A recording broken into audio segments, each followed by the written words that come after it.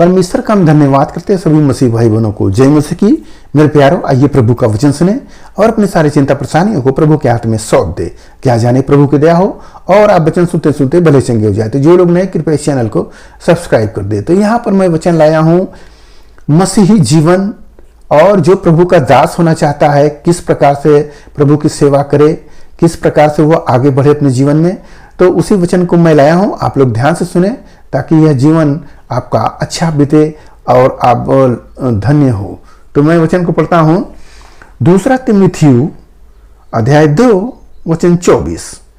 प्रभु के दास को झगड़ालू नहीं होना चाहिए, पर वह सबके साथ कोमल और शिक्षा में निपुण और सहनशील हो। पहले लाइन में पौलुस सिखा रहे हैं तिमुथियुस को कि प्रभु के दास को ऐसा होना चाहिए कि जो झगड़ालू ना हो, कोमल हो, नम्र हो, समझाने वाला हो, सबके साथ कोमल सा व्यवहार हो।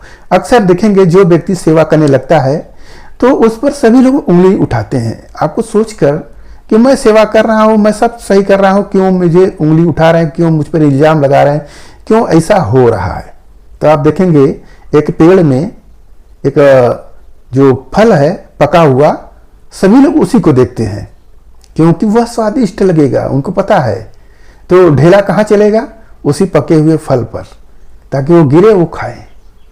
तो ऐसे ही आप जब सेवा करते हो तो लोग आप पर उंगलियां उठाते हैं, तो उनको मत देखो, प्रभु को देखो, क्योंकि आपको प्रभु कितना आगे बढ़ा रहे हैं। उस बात में आनंदित होना चाहिए।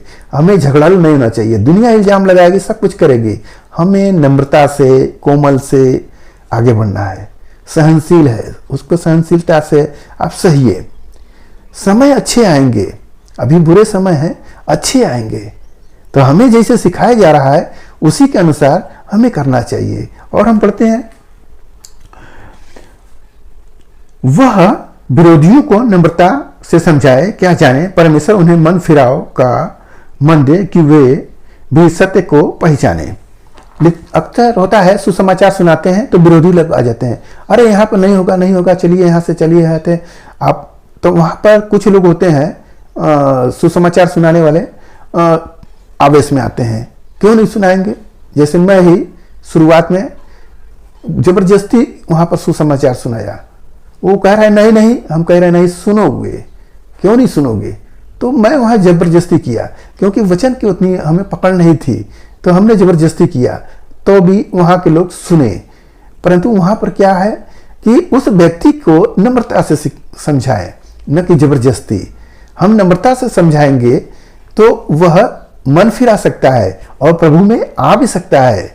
तो जो वचन में लिखा है उसके अनुसार हमें करना चाहिए, तभी हम आगे बढ़ेंगे। नहीं तो झगड़ालू हो जाएंगे, ईर्ष्यालु हो जाएंगे, दबंगई करने वाले हो जाएंगे। तो परमेश्वर ऐसे को नहीं चुनता है, उसे हटा ही देगा। तो हमें आगे बढ़ना चाहिए और इसके द्वारा उसकी इच्छा पूरी करने के लिए सचेत होकर शैतान के फंदे से छूट जाए। हमें लिखा है कि परमेश्वर की इच्छा के अनुसार चलना चाहिए, और जो व्यक्ति को सुसमाचार सुना रहे हैं उसकी इच्छा को भी हम देखें और उसे एक अवसर दें, एक समय दें, ताकि वो अच्छी तरह से समझ ले, उसे जबरदस्ती ना समझाएं। तो जो वचन में बोला गया है तभी वो मन फिरा कर आएगा। जो वचन में बोला गया उसके अनुसार हमें चलना चाहिए। हमें जो पॉइंट आज के दिन में मिला कि सहनशील होना चाहिए, झगड़ालू नहीं होना चाहिए। अक्सर झगड़ा होने लगता है किसी बात को लेकर, झगड़ालू नहीं होना चाहिए और सहनशील होना चाहिए।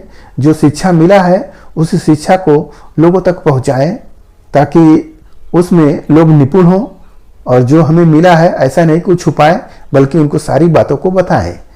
और हमें प्रेम के साथ आगे बढ़ना है, तभी हम मसीही जीवन में आगे बढ़ सकते हैं। तो मेरे प्यारों, आज के इस वचन से आपको जो कुछ भी मिला कि प्रभु के सेवकाई में हमें किस प्रकार से जीवन जीना चाहिए, वैसे ही आप इस वचन को सुन चुके हैं और उस पर चिंतन मनन करें कि हमें कैसे काम करना है। तो आइए आपके लिए प्रार्थना करें। महान परमेश्वर, हम आपका धन्यवाद करते हैं इस मुसीबत के दिन प्रभु, जो ये वचन मिला, जितने सुने प्रभु ने आशीष मिले, उनके घर परिवार में सुख शांति बनी रहे, सभी लोग भले चंगे रहे। प्रभु आज के वचन को प्रभु जो सुने प्रभु वैसे अच्छा मन दे पिता, ताकि वो भी तेरी सेवकाई में आगे बढ़ने पाए। धन्यवाद करते हुए प्रार्थना यीशु मसीह के नाम में, आमीन।